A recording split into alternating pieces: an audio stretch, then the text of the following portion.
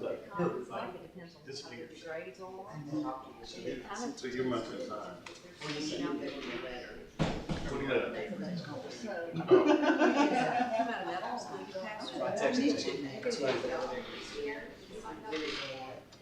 Good job, but you're gonna always be employed. Just start asking questions. Or actually, no, she's a chair.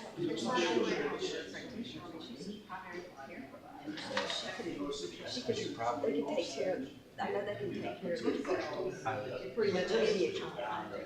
That's not necessarily what you're I'll tell you.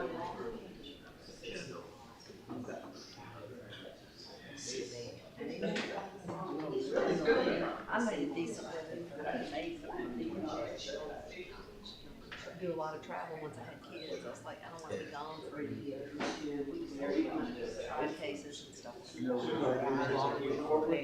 Storage room. I know that your storage room is installed, you know, what Ken does.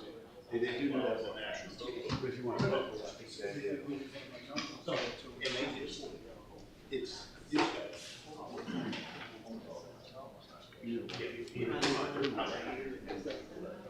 She was part of this.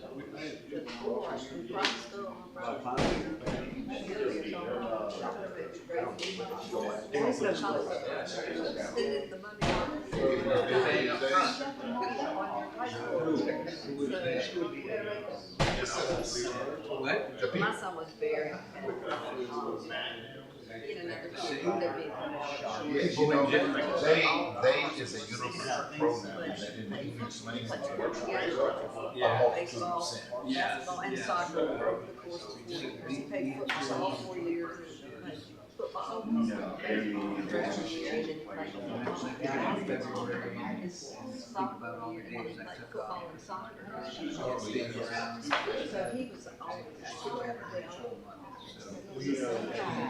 Right.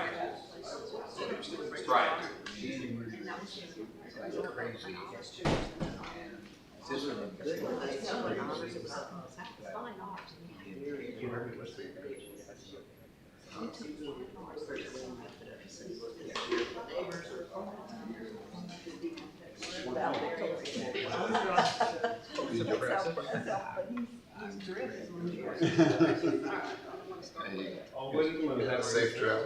Good night. Okay, according to my watch, it's now 5 o'clock. I'm going to call this meeting of the Board of Adjustment of the City of St. George, Louisiana to order.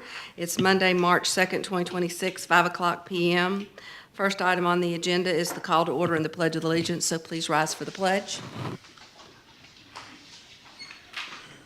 Pledge allegiance to the flag of the United States of America and to the republic for which it stands, one nation, under God, indivisible, with liberty and justice for all. Item number 2 on the agenda is a roll call. Clerk, please call the roll. Braden Jones. Here. Sheila Lewis. Here. Christina Peck. Here. Sam Spear. Here. Robert Douglas. Here. Okay, the next item on the agenda is the minutes from the February 2nd of 2026 meeting. The minutes are available on the website for the St. George Planning and Zoning website. They've also been provided via email to the members of the Board of Adjustment for them to have an opportunity to review them prior to the meeting. Do I have a motion to approve the minutes? So moved. Second? Anyone opposed? Okay, the minutes of the February 2nd, 2026 meeting are hereby approved. The next item on the agenda is a public hearing on item number 4A, which is V as in Victory -26-0005, a request for a variance to reduce a rear yard setback. If a member of the staff could please tell us about this item. This is case number V260005 at 5150 Hagerstown Drive. The applicant and owner is Daniel Lambert. The site area is 0.24 acres. The zoning is rural. The existing use is low-density residential, and the request is a variance to UDC Section 711.2.1 minimum yard standards to reduce the rear yard setback from 25 feet to 7 feet 6 inches for an addition in the rear of an existing residential structure. The subject site is Lot 2469 of Shenandoah Estates, 22nd filing, Part 1 subdivision. The lot measures 85 feet by 140 feet and was platted in 1984. An application was filed on January 30th, 2026 for a variance to reduce the rear yard setback from 25 feet to 7 feet 6 inches for an addition to the residential structure. The residential structure currently contains a storage room that extends 3 feet into the 25-foot rear yard setback, making the house a non-conforming structure. The applicant proposes demolishing the existing storage room as part of the construction work. Demolition of the storage room satisfies the UDC's requirement that the primary structure be a legal conforming structure. Is there anyone present to speak on this item, the applicant or some representative of the applicant?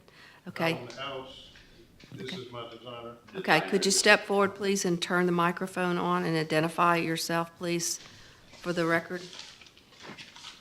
I'm Blake Muir. I'm the designer for Mr. Daniel Lambert for that address at 5150 Hagerstown.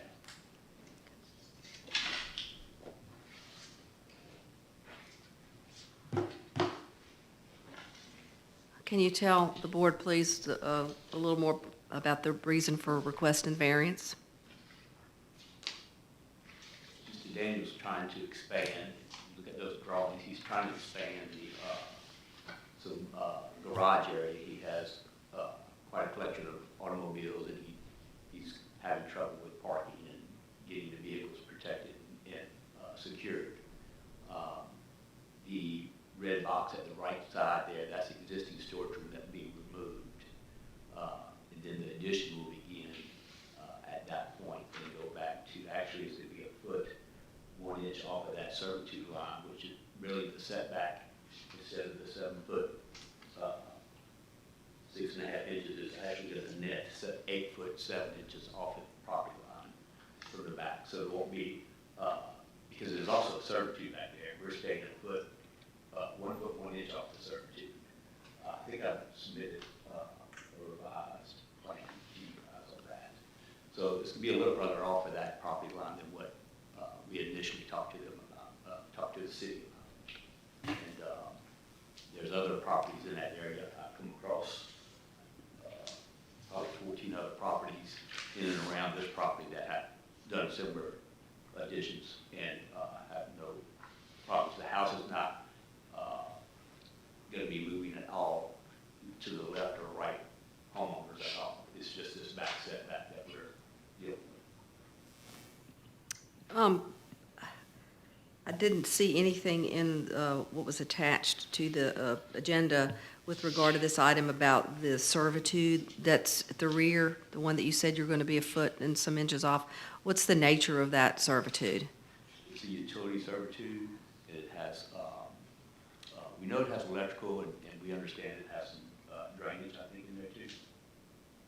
I'm not sure. To our knowledge, it's just listed as a utility servitude. Okay, so we don't know if it's electric cable or what the nature of the utilities are.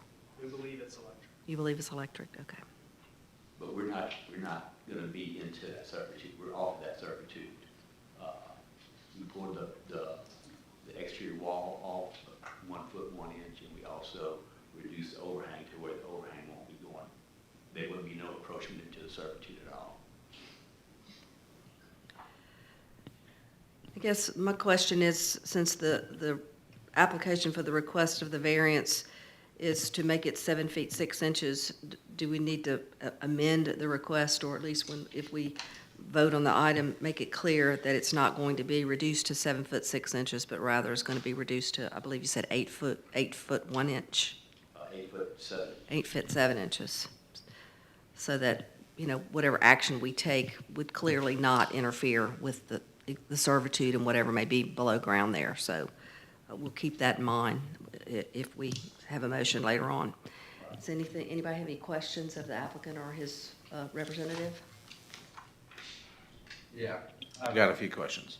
And this is more of a procedural question. So assuming we, or if we were to approve this variance request to reduce the setback. Mr. Lambert would still have to submit plans to engineering to get the permit for the actual structure. So what we're, I guess, going to eventually vote on has nothing really to do with the structure. It's more to do with the setback, if that's the way I understand it. Because I do have some concerns about the structure, and I'm skeptical if that's going to pass through engineering. But again, that's not the purview of the BOA here. So, Sam, can I make a comment on that? yeah. The plans that you have in front of you are just architectural plans. The Southeast engineers will provide a foundation and framing engineered set as stamped before we actually put the final plan to the permit, to St. George. I would also, just a comment, we've been, I guess we've approved modest requests to set back variances. I would not put that in this category. I think the change from 25 feet to 8'7" or 8'6", whatever that actual number is, that's a significant request of this board, in my opinion. Again, the issues with the structure are not being discussed in this meeting, but from what I've seen in your preliminary plans, that's quite a structure you're trying to build in that small yard. In fact, I did some math on it, and I mean, you're basically using up 43% of your rear yard will be covered by this building, which is, again, I think is going to be a challenge getting through permitting, but that's not what this meeting is about. I just don't know if that big of a variance to the setback is justified. And really, I think that we have to be cognizant of any impacts to the buffer between you and your rear neighbor, any privacy concerns, the character of the overall neighborhood, and of course, property values in and around your area, especially your rear neighbor, who I noticed has a pool.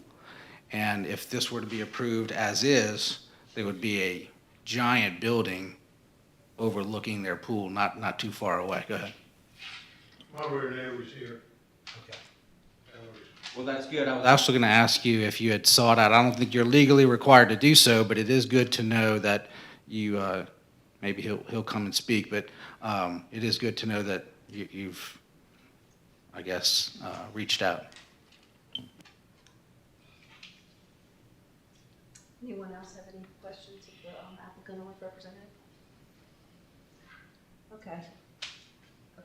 We may have questions or may need additional information if we have others who speak on this matter. So if you would step away and have a seat, we may call you back up or we may not. Ms. Christine, Yes. I have, just went online on the assessor's maps and identified like 14 properties that have done similar additions as far as approaching the back servitude, in case y'all wanted that for documentation to set precedent for this happening before. I know it is like you was talking about, Sam, it's a big adjustment, but it's very typical in Shenandoah area.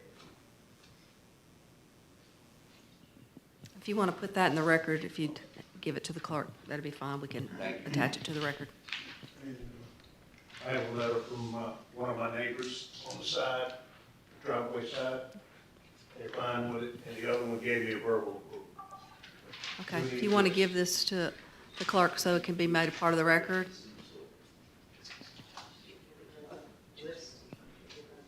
Okay, this is a public hearing on item number 4A. I did not receive any cards, and I don't believe the staff received any cards from anyone who wants to speak on the matter, but it is a public hearing, and even if you did not complete a card, if you would like to speak on this matter, please come forward and identify yourself and speak on the matter.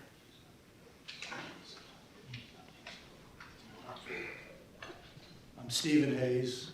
I own the property with a swimming pool on the back of Mr. Lambert's property.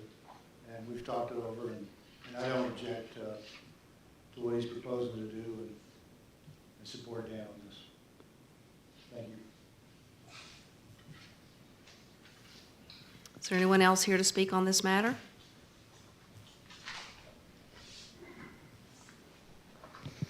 Hello, I'm Patty Cook. I am the councilwoman for this district. I am here in support of Mr. Lambert. I have spoken with the Shenandoah HOA. They do not have any issue with it. As a matter of fact, Shenandoah HOA is a voluntary HOA. They're not required dues. So most of the time, they just defer to St. George, whatever St. George's judgment is. So they were fine with it. As a personal reference, I just want to say I've known Mr. Lambert for 20 years. He and his wife volunteered at Shenandoah Elementary at the carnival, not as parents, but as grandparents. And they ran the game booths there for years, and fine people. I trust Dan that if he says we're going to follow the rules of whatever that St. George sets forth, I feel very confident that that is what's going to be followed. So I'm here to ask that you approve it, because I support it. Thank you. Thank you. Is there anyone else here who wants to speak on this item? Seeing or hearing no one, I'm going to declare the public hearing closed. Is there any discussion among the board members about this item? Do I have a motion on this item? Motion to approve. Second. Okay. Would you call the roll, please, Madam Clerk? Brandon Jones, Yes.